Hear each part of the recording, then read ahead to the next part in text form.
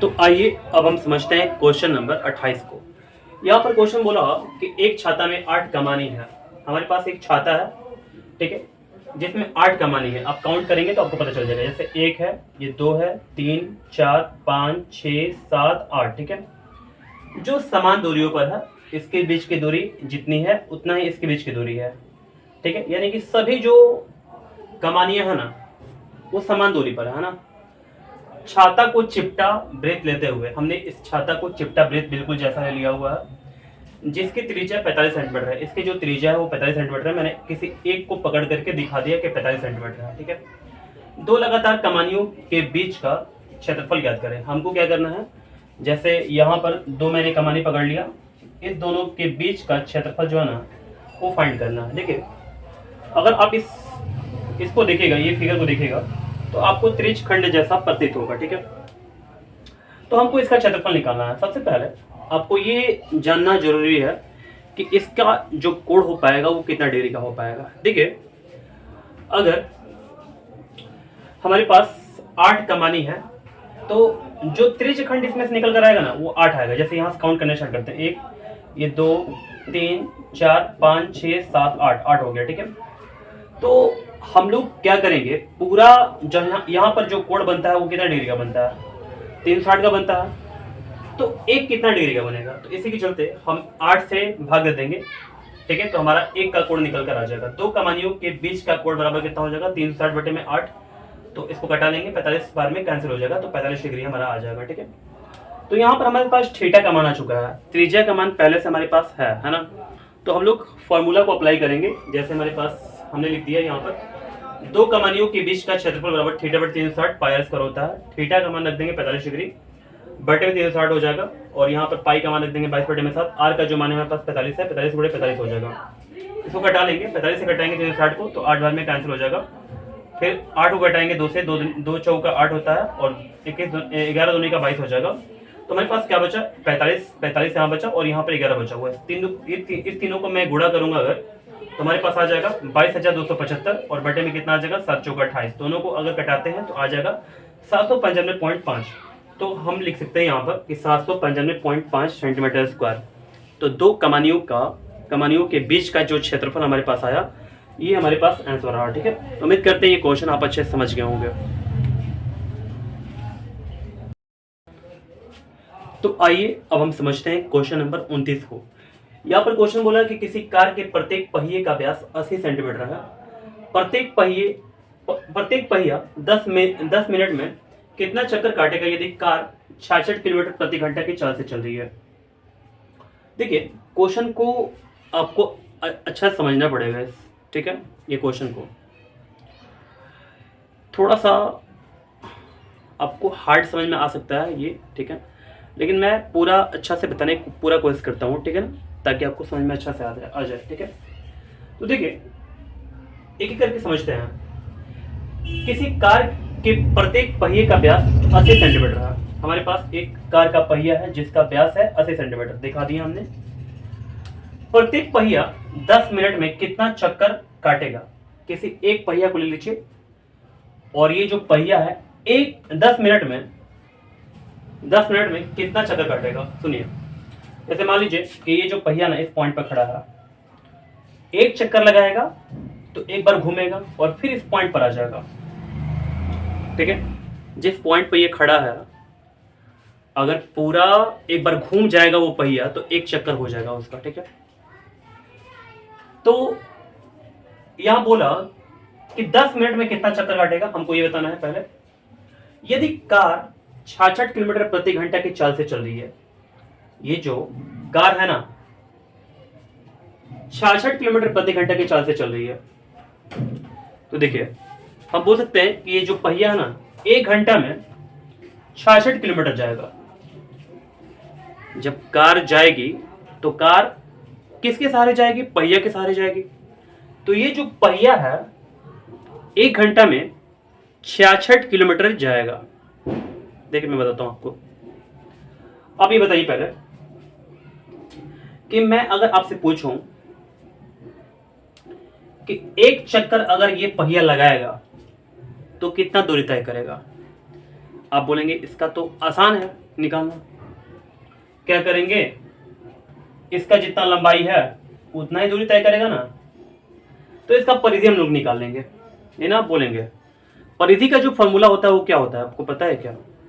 जो परिधि का फॉर्मूला होता है, इस पहिए का जो परिधि निकलेगा कैसे निकलेगा, तो परिधि के लिए फॉर्मूला होता है 2 पाई आर।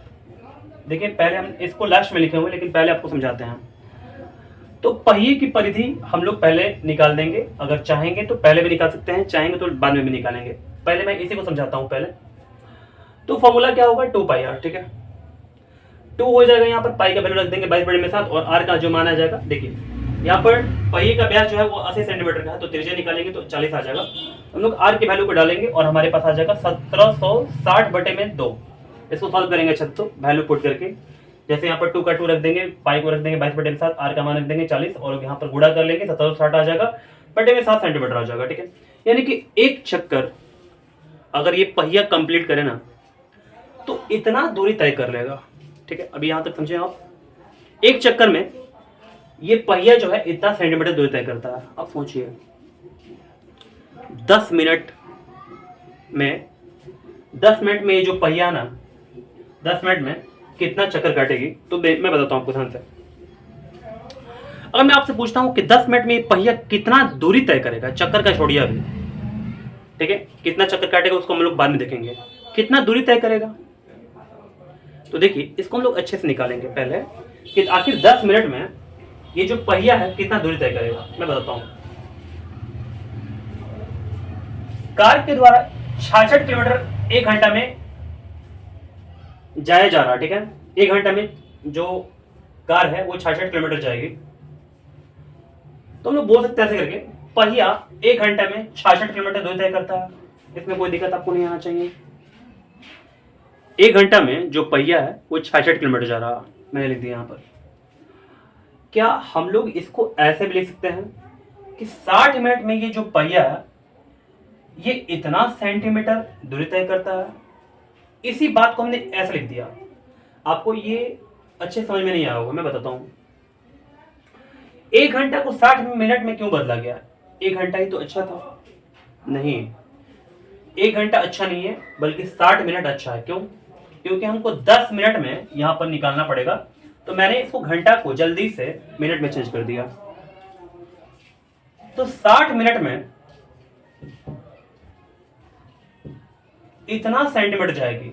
आपको पता है कि किलोमीटर से सेंटीमीटर में चेंज करेंगे तो क्या करेंगे? देखिए बहुत ही सिंपल है, आपको पता होना चाहिए कि 66 किलोमीटर में कितना मीटर होता है, पहले मीटर में चेंज कीजिए, इसके बाद सेंटीमीटर में कन्वर्ट कर दीजिए। 1 किलोमीटर में 1000 मीटर होता है, तो 66 किलोमीटर में 66,000 मीटर होगा। और 1 मीटर में 100 सेंटीमीटर होता है, तो फिर 100 से गुणा कर लीजिए, ठीक है। तो डबल जीरो बैठा लेंगे यहाँ पर, यानी कि इतना सेंटीमीटर हो गया। तो हमने डायरेक्ट इसको लिख दिया कि 66 किलोमीटर में इतना सेंटीमीटर होगा, ठीक है। तो 1 घंटा में 66 किलोमीटर दूरी तय करता है, तो हम लोग बोल सकते हैं कि पहिया, या ऐसे करके मैंने लिख दिया कि 60 मिनट में 66 पर 50 सेंटीमीटर दूरी तय करता है। अच्छा सोचिए ऐसे करके कि 60 मिनट में इतना दूरी तय करेगा, तो 1 मिनट में कितना करेगा? भाग दे देंगे, और क्या, यानी कि इतना में 60 में भाग दे देंगे, 60 से भाग दे देंगे। अब मुझे 1 मिनट का नहीं चाहिए, बल्कि 10 मिनट का चाहिए, क्योंकि 10 मिनट में कितना चक्कर लगा रहा इसको मुझे कंप्लीट बताना है। मैं बताता हूं आपको, ध्यान सुनिएगा। 10 मिनट में कितना दूरी तय करेगा? हम लोग क्या करेंगे, 10 से गुणा कर देंगे, जो भी हमारे पास आया हुआ है 1 मिनट वाला, ठीक है। 1 मिनट में इतना दूरी तय करता है, तो 10 मिनट में कितना दूरी तय करेगा? 10 से गुणा कर देंगे, तो हमारे पास 66 पर 50 और बटे में 60 गुणे 10 हो जाएगा। 0 से 0 घटा लेंगे, 6 से घटाएंगे इसको, तो 11 पर 50, तो हमारे पास इतना सेंटीमीटर आ गया। थोड़ा सा अब समझिएगा ध्यान से, यहाँ पर 10 मिनट में पहिया के द्वारा इतना सेंटीमीटर दूरी तय किया गया, ठीक है। फिर से मैं बोल रहा हूं, 10 मिनट में पहिया द्वारा इतना सेंटीमीटर दूरी तय किया गया, और जो एक चक्कर में पहिए द्वारा इतना दूरी तय किया गया। फिर से एक बार और, 10 मिनट में पहिया जो दूरी तय कर रहा इतना कर रहा, एक चक्कर में पहिया जो है इतना दूरी तय कर रहा है। अब अभी बताइए कि चक्कर पूरा कितना होगा। एक चक्कर में कंप्लीट इतना करेगा सेंटीमीटर, और पूरा जो दूरी तय कर रहा इतना कर रहा, तो हम लोग क्या करेंगे, सिंपल इसमें इससे भाग लगा देंगे। ठीक है, तो मैंने लिख दिया यहां पर। फिर 10 मिनट में पहिए द्वारा लगाए गए चक्कर, तो बराबर कितना हो जाएगा, 11.50 और भागा इतना हो जाएगा आपका। ठीक है, इसको हम लोग गुणा में कन्वर्ट करेंगे, 7 ऊपर चला जाएगा, 760 नीचे आ जाएगा। ठीक है, कटा लेंगे, 0 से 0 कैंसिल हो जाएगा, और 11 पर यहाँ पर 4 जीरो और गुणे 7 करेंगे तो 77 पे 4 जीरो, और बटे में कितना हो जाएगा 176। इसको घटाएंगे तो हमारे पास आ जाएगा 4375। देखिए थोड़ा बहुत आप यहाँ पर कंफ्यूज हो रहे होंगे, मैं बताता हूँ। यहाँ पर समझ में आ गया तो अच्छा है, आप वीडियो को आगे बढ़ा सकते हैं चाहे तो, नहीं तो और भी अच्छा सा अगर समझना है तो थोड़ा सा रुकिए, मैं बताता हूँ आपको। सुनिए ऐसे करके मान लीजिए कि ये जो पहिया ना एक चक्कर में 2 मीटर दूरी तय कर रहा, मान के चलते हैं एक चक्कर में 2 मीटर दूरी तय कर रहा, सारा इसने दूरी तय कर लिया 20 मीटर। फिर से ये जो पहिया है 20 मीटर की दूरी तय कर लिया, मान लीजिए कि यहां से यहां तक 20 मीटर है। एक चक्कर में इसने 2 ही मीटर दूरी तय किया, एक चक्कर में 2 मीटर दूरी तय किया, तो पूरा चक्कर कितना लगा होगा 20 मीटर की दूरी तय करने में, सोचिए। तो आप क्या करेंगे, आप 20 में 2 से भाग लगाएंगे कि कितना हो जाएगा, 10 चक्कर हो जाएगा। तो मैंने तो यहां पर ऐसे करके भाग लगाया हुआ है। ठीक है, तो उम्मीद करता है अब ये क्वेश्चन आप अच्छा से समझ गए होंगे। ठीक है,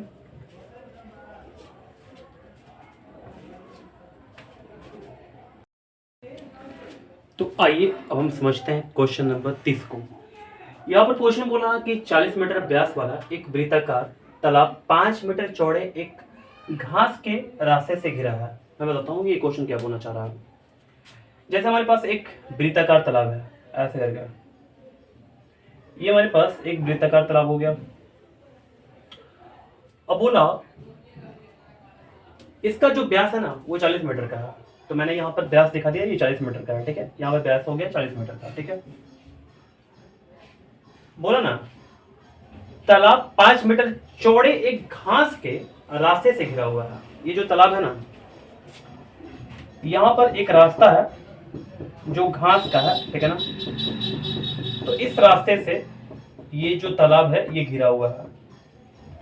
ठीक है, तो इस रास्ते का क्षेत्रफल ज्ञात कीजिए। हमको रास्ते का क्षेत्रफल फाइंड करना है। मैं बताता हूं आपको, ऐसे क्वेश्चन मिले होंगे।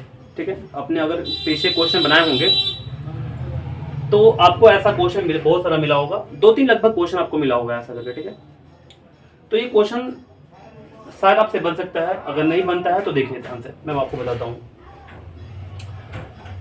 देखिए हमारे पास जो व्यास है तालाब का, तालाब यहीं तक है, ध्यान दीजिएगा, ये वाला पूरा पता है, यहाँ पर रास्ता आपका हो गया। ठीक है, तो तालाब का व्यास जो हमारे पास है 40 मीटर का है। ठीक है, और जो ये घास है ना, ये वाला घास का जो रास्ता है, इसका जो चौड़ाई है ना वो 5 मीटर का है। मैंने यहाँ पर दिखाया भी हुआ है कि ये 5 मीटर का आपका चौड़ाई है। ठीक है, अब देखिए हम क्या करेंगे, सबसे पहले ये वृत्त का, यहाँ पर जो वृत्ताकार दिख रहा ना आपको ना, यानी कि अंदर वाला आपको वृत्त दिख रहा ये फिगर के अनुसार, तो इसको हम लोग बोल देंगे ये R1 है हमारा, और R1 जो हमारे पास 20 है। क्यों? क्योंकि 40 है हमारे पास व्यास, तो इसका R1 कितना होगा, यानी कि त्रिज्या जो होगा वो कितना होगा, 20 हो जाएगा। R2 निकालते हैं तो यहाँ से यहाँ तक कितना हो जाएगा, ये पूरा 25 हो जाएगा। क्यों? क्योंकि यहाँ से यहाँ तक कितना है, 20 है, और 5 इसका, यानी कि जो घास का रास्ता है उसका चौड़ाई है, तो 20 और 5 कितना हो गया, 25। ठीक है, यानी कि R2 बराबर कितना हो गया, 25। अब हम लोग रास्ते का क्षेत्रफल निकालेंगे, तो पूरा क्षेत्रफल में से अंदर का जो क्षेत्रफल है ना वो घटा लेंगे, तो हमारे पास रास्ता का क्षेत्रफल आ जाएगा। तो पाई R2 का स्क्वायर, क्योंकि हमारे पास जो ये बाहरी तक त्रिज्या जो है वो R2 है, तो पाई R2 का स्क्वायर माइनस क्या हो जाएगा, पाई R1 का स्क्वायर। पाई पाई कॉमन हो गया, और R2 का स्क्वायर माइनस R1 का स्क्वायर हो जाएगा। पाई को हम लोग यहाँ पर छोड़ देंगे, R1 का जो R2 का जो हमारे पास वैल्यू है ये पूरा 25 है, ठीक है, यहाँ 25 रख देंगे, 25 का स्क्वायर माइनस R1 का जो वैल्यू हमारे पास कितना है 20 है, 20 का स्क्वायर हो जाएगा, यहाँ पर पाई हो जाएगा 25 का स्क्वायर 625 माइनस 20 का स्क्वायर 400 होगा, दोनों घटा लेंगे हमारे पास 225 पाई मीटर स्क्वायर आ जाएगा। तो हमारे पास रास्ता का जो क्षेत्रफल आ गया वो इतना आ गया। उम्मीद करते हैं ये क्वेश्चन आप अच्छा से समझ गए होंगे। तो आइए अब हम समझते हैं क्वेश्चन नंबर 31 को। यहाँ पर क्वेश्चन बोला है कि 100 मीटर लंबे और 36 मीटर चौड़े एक आयताकार मैदान में घास चरने के लिए एक घोड़ा छोड़ दिया जाता है। हमारे पास एक आयताकार मैदान है, आप देख सकते हैं यहाँ पर, ठीक है। इसका जो लंबाई है वो 100 मीटर का है, हमने यहाँ पर 100 दिखा दिया लंबाई को। जो इसका चौड़ाई है वो 36 मीटर का है, तो हमने चौड़ाई यहाँ पर दिखा दिया, ठीक है। तो लंबाई को एल मैंने बोल दिया और चौड़ाई को मैंने बी बोल दिया, लेंथ और ब्रेथ हो गया हमारा। तो बोला ना कि इस मैदान में एक घोड़ा को छोड़ दिया जाता है, ठीक है, चरने के लिए। यदि यह घोड़ा मैदान के एक कोने से 14 मीटर लंबी रस्सी से बांध दिया जाता है, इस घोड़े को आप देखेंगे तो यहां से 14 मीटर लंबा रस्सी जो है ना उससे बांध दिया गया घोड़े को। तो बोला किसी एक कोने में, तो हमने यहां पर एक कोना ले लिया हुआ है, सिलेक्ट कर लिया हुआ है, और इस कोने में हम इसको बांध देंगे, ठीक है। तो बोला ना, तो यह मैदान के कितने भाग में नहीं चर सकेगा। अब देखिए यहां से यहां तक जो तो चर पाएगा, क्योंकि ये जो रस्सी है इधर ही यहीं तक ले जाएगा ये रस्सी को, और जहां जहां रस्सी जा पाएगा इसका वहां वहां ये चर पाएगा।